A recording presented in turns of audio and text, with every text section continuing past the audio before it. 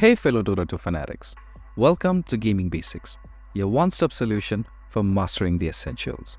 Let's dive in and level up together. In this video, I'm going to show you how to purchase Hero Relics in Dota 2.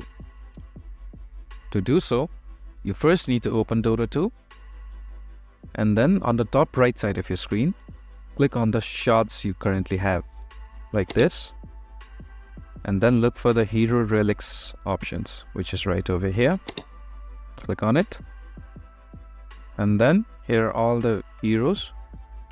Just click on the hero you want to purchase the relic for, like this. And then you can either choose to buy a common relic or a rare relic. For this example, I'm going to purchase a common relic for Luna. Click on it once, and then click on the shards. It'll give you a random hero relic like this. I got one for kill assist. If you found this video helpful, please give us a thumbs up.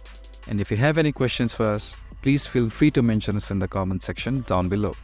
Also, don't forget to hit that subscribe button and ring the notification bell so you never miss out on our latest guides and tutorials. This has been your host Says. Happy gaming!